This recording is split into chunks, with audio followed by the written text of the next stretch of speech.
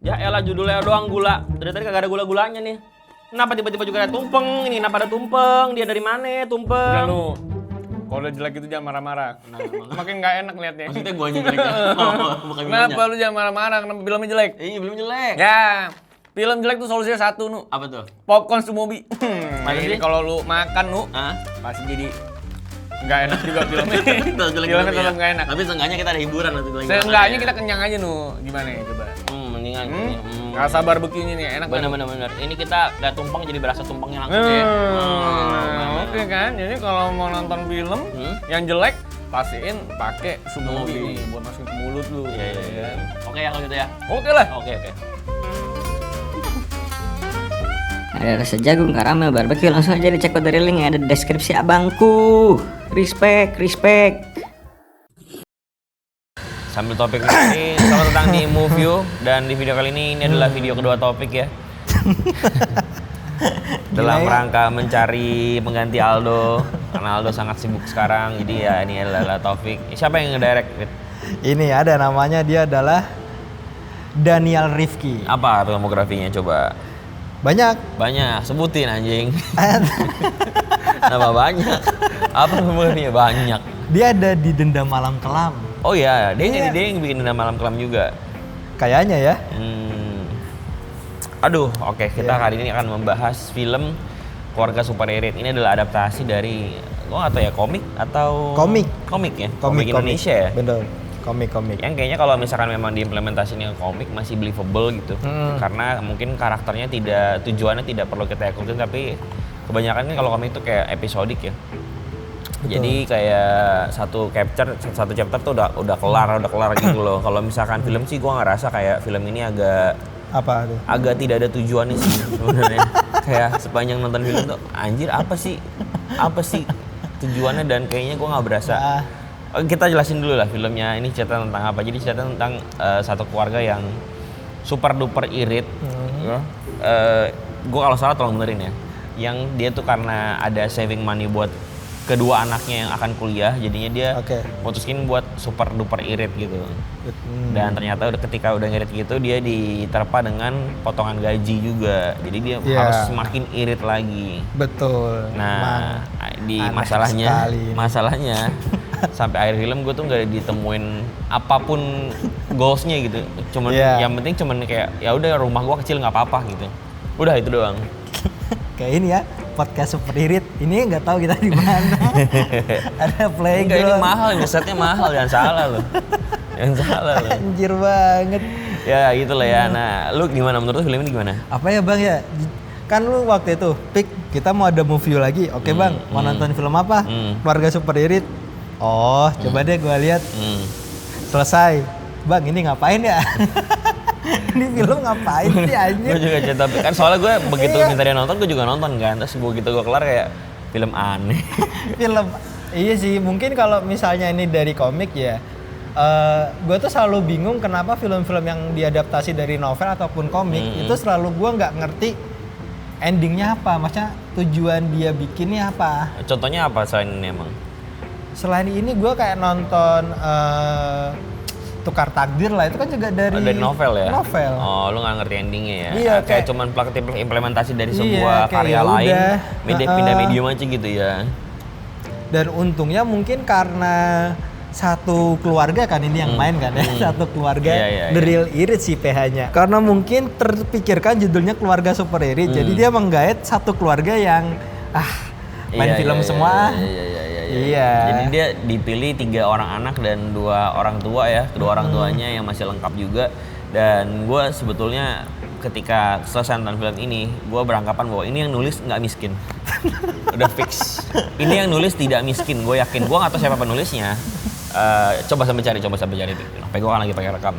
Coba sampai cari siapa penulisnya. Kenapa gue bisa yakin kalau penulisnya ini tidak miskin? Karena ada beberapa menurut gue logical fallacy-nya kayak apa gitu, kayak kok bisa kepikiran hal-hal yang kayaknya orang biasa tuh tidak akan kepikiran hal itu. Salah satu contohnya adalah ketika dia ternyata punya uang tabungan. Siapa? Sama juga Daniel Rifki. Oh, dia juga yang nulis ya.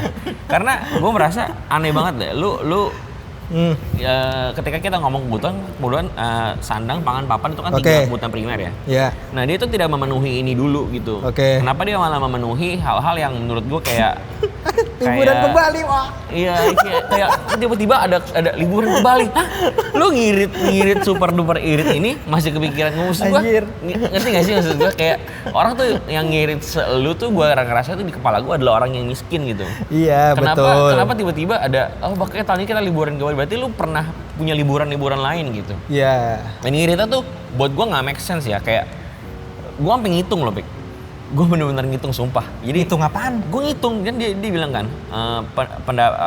kamu pengeluaran ke kantor kalau misalkan nggak naik sepeda, nggak naik motor tuh bisa lebih irit. Gue sampai ngitung. Dia kan ngomong kan jarak kamu ke kantor tuh 5 kilo, bolak-balik itu 10 kilo. Gue sampai ngitung bensin itu tuh cuman memerlukan sekitar pergi pulang itu 4.000. 4.000 rupiah dia cuma perlunya, dan dia rela untuk tidak keluar 4.000 demi dia naik sepeda gitu. Kayak nggak masuk akal di kepala gue. Terus dia sampai ngirit-ngirit air buat cebok itu sih udah gong sih buat gue. Itu gila sih. Gilanya adalah kalau misalkan itu kartun atau komik ya gue masih bisa terima karena itu lucu. Itu dia mungkin ini karena dunia nyata, dari udah diimplementasi ke dunia nyata tuh lu ngitung per milinya juga nggak dapet buat gue. Irit tuh seberapa jauh sih gitu loh. Itu dia maksud gue juga nggak make sense-nya apa ya? Ya mungkin karena jadinya kayak karena ini adaptasi ya Bang ya. Jadi gue kayak nggak bisa menyalahkan si filmmaker ini, mungkin karena dia ngambil dari komik. Jadinya kadang gue waktu nonton tuh film kayak anjir lah masa gini banget. Tapi kembali lagi karena ini adaptasi gue kayak jadinya kayak apalagi gue nggak baca komiknya, jadi gue tambah kayak mungkin dari komik udah begini. Tapi kalau ngomong adaptasi dia kan juga director yang sama dengan Dendam Malam Kelam itu kan. Yes. Nah buat gue itu tidak gagal lah menurut gua. Atau mungkin karena itu medium film kali ya. Mungkin. Ini kan dari komik ke film ya. Betul, mungkin karena soalnya dari Dendam Kelam kita bahas nanti aja ya. Iya. Soalnya gua tuh benar-benar tidak bersimpati dan tidak punya empati dengan karakter-karakter di film ini gitu loh. Kayak jadinya yaudah kayak film ya memang ringan buat ditonton enak. Enak buat ditonton enak. Jadinya ya udah kayak wasting time 2 jam anjir. Iya. Terus kayak kita tuh udah tahu ketika dia mau ditipu gitu kayak udah. Gue udah paham gitu. Dan sorry nih ya, maaf banget. Gue udah nggak tahan pas dia udah bagian dia ketipu. Jadi gue cepetin. Nah, gue agak nggak nangkep nih. Dia tuh sebenarnya ada Bitcoin segala macam tuh maksudnya gimana? Coba lu sama jelasin deh. Biar gue takutnya gue salah nih. Jadi ternyata dia punya tabungan. Tabungannya itu ditaruh di Bitcoin sama dia. Nah, itu nggak masuk akal buat gue. Lu punya tabungan, lu tinggal di rumah gubuk. Ini ya kan? Bro, dia nih penonton Timothy Ronald. Kalau lu masih tidur siang, lu bayi. Tapi aneh sih, Cina sama Cina berantem aja coba. Tapi di kepala gue tuh aneh banget sih, maksudnya lu tuh orang hidup normal, berpenghasilan stagnan, tapi lu tuh kayak apa ya? Masa lu lebih rela meresikokan pendapatan lu, uang tabungan lu yang buat anak lu nanti kuliah, yang lu pertahankan itu nggak pakai buat tinggal, tapi pakai buat main Bitcoin. Itu mungkin, kayak orang tuanya pecandu judi nggak sih? Enggak gini Bang, lu jangan ambil sisi negatif. Dia ini mungkin berpikiran positif. Wah, ini untuk anak-anakku kelak. Mungkin dia pikirnya pertama itu reksadana. Nah, ternyata itu Bitcoin. Itu kan Bitcoin, tulisannya Bitcoin. Maksud gua ya itu kan instrumen investasi kan. Nah kayak gitu-gitu Bang, jadinya kita nih, lu baca komiknya nggak? Enggak kan? Nah gue sama-sama nggak baca komiknya, jadi gue nggak tahu scene yang aneh kayak gini, ini apakah dari komik ada wajar atau enggak gitu ya. Jadi waktu nonton film kayak anjing goblok banget. Iya kan, jadinya kayak masa ada orang, gue yang miskin pun gak gitu cok. Ya makanya gue bilang ketika udah selesai nonton, gue beranggapan bahwa oke, lu gak miskin pasti yang nulis, gue yakin banget. Jadinya kadang gue kalau nonton film adaptasi itu malesnya kalau ada sesuatu hal yang aneh, mungkin dari ini deh. Soalnya mungkin kalau misalkan kita tuh sebenarnya ada di ambang kebingungan ya, karena kita tuh antara dibawa ke komikal atau mau dibawa ke dunia nyata. Ini kan kita ngomongin uang ya, agak sensitif.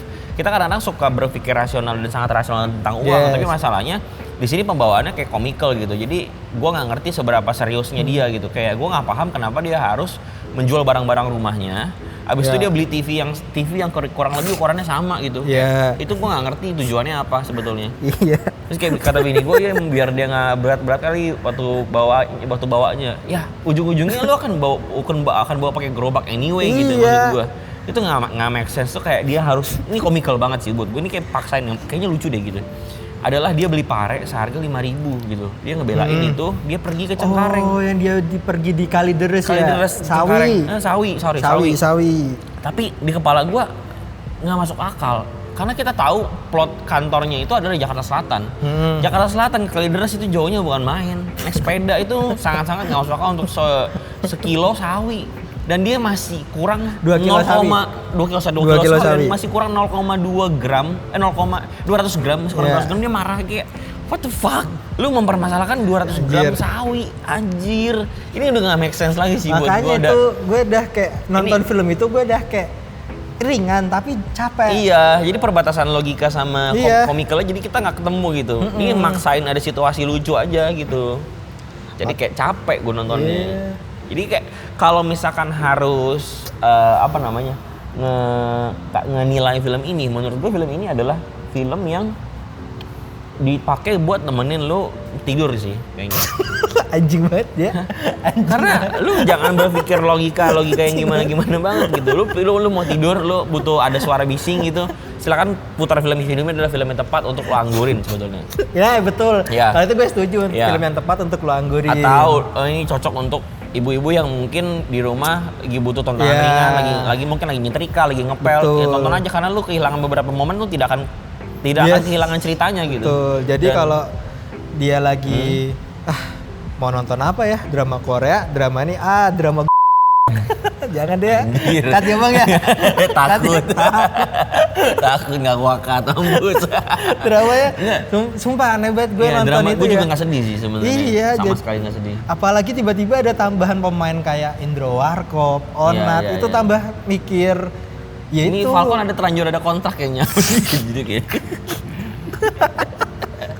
kayaknya jadinya ditambah-tambahin aja gitu. Tapi anyway, sebenarnya gue yang jadi permasalahan adalah ini pemaksaan karakter Oki di film ini sih sebenarnya. Iya. Ya, jadi penjagaan minimarket ini ya, scene terakhir itu kayak 150 perak dan 100 perak tuh gue nggak make sense sih buat gue itu untuk diperjuangin segala macam. Maksud gue gimana ya ngomongnya ya gitulah ya. Ya itu buat marketing lah.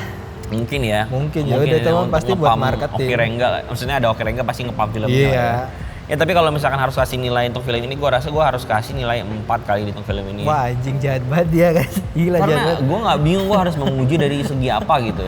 Ini kan menurut gue implementasi, ya tapi ini beda medium sih. Implementasi film dari karya lain tuh menurut gue adalah hal yang tidak sesulit itu. Ketika lu masih gagal untuk melakukan itu, menurut gue sih itu udah choice banget sih. Mungkin 3 atau 4 lah gue. Oke, tapi menurut gue lu berapa? Gue masih cukup mengapresiasi dia dari segi pengambilan. Enggak juga sih, gambarnya dia juga aneh. Masa ada orang lu ngerasa aneh nggak? Anjir dia kesana cok. Enggak gue liat gambar doang. Ngerasa aneh apa? Lu ngerasa aneh nggak? Jadi gue baru nyadar juga nih, baru setiap adegan dia pasti ada satu shot atas samping anjir. Itu gue nggak tahu dia maksudnya apa. Atas samping tuh maksudnya kayak CCTV ya? Iya kayak CCTV, jadinya kita nonton kayak nggak nyaman, tambah gak nyaman anjir. Iya. Gambarnya mungkin dia mau ngasih kesan rumah sempit. Mau ngasih kesan itu. Gua kira tadi POV Tuhan. Waduh anjir, kejauhan Mas kayaknya Mas. Enggak, dia mau kasih lihat ini shot kalau rumahnya memang kecil gitu. Mungkin ya. Tapi ada shot beberapa yang di luar juga seinget gue ya. Dia ngambil shot samping CCTV samping juga, itu gue nggak paham lagi, entah kekurangan shot kah atau gimana. Iya. Dengan perbandingan dia gue nonton di Dendam Malam Kelam ya kayak beda banget. Iya. Tapi ya lu ngarepin apa sih dengan set syuting yang kayak misalnya di atas warnet ada, maksud gue ada rumah dindingnya seng tuh aneh gitu. Aneh gak sih? Dan lu kayak oke ini rumah yang tepat, anjing fuck, gila. Maksud gue oke lah. Maksudnya gimana ya ngomongnya? Lu 15 juta sebulan. Aduh, susah lah ini udah nggak masuk akal lah. Udah nggak masuk logika sebenarnya nih film sejak awal kita tonton pun udah salah. Iya. Udah gitu dengan pengenalan kayak dari awal tuh kita tidak dijelaskan dia ngirit kenapa. Iya. Gitu, gila maksudnya. Masa lu beli ikan aja nggak ngitung itu kan maksud gue itu bukan hal yang signifikan. Lu kali sebulan aja tuh bukan hal yang signifikan gitu loh. Jadi ya buat gue ya kalau misalkan gambarnya bagus pun gue tetap kasih 4 sih, karena ya apalah arti gambar bagus kalau kata Aldo ya. Yes. Yang penting cerita ya. Kalau lu gimana? Lu berapa tadi? Jadi kalau gue sih masih sedikit mengapresiasi ya. Gue di 3. anjing. Sama. Gue udah kayak waktu nonton tuh anjing Bang Manu ngerjain apa ya anjir. Terus gue lihat lagi slogan Move You. Apa? Anjir, film yang kalian sebut bagus belum tentu bagus ke kami selera. Anjing, ini selera dia nih anjir, nih suruh nonton gue lihat. Gila. Ya begitulah ya. Tapi kalau misalkan kalian ingin menikmati film direkturnya yang berbeda, mungkin Denda Malam Kelam bisa jadi pengobat rasa kecewa kalian ya. Betul. Sebetulnya karena Denda Malam Kelam tidak terlalu buruk yang kayak gimana banget, tapi masih bisa dinikmati lah. Tapi anyway, segitu aja lah kita bahas tentang si siapa tadi judulnya? Keluarga Super Irit.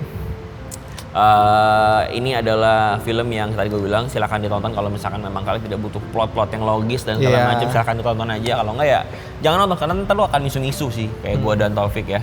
Ya silakan buat Move Your Holic. Nggak ada. Move Your Holic. Move Your Holic nggak ada. Udah pakai pakai holic tuh gimana sih anjir? Ya jangan lupa juga beli popcorn Smobi ya, ini adalah popcorn terenak di dunia. Wah, silakan gua dibeli. dari video kedua gue nggak dibawain anjing popcorn Smobi itu. Gue lupa ntar deh ya. Enak banget soalnya.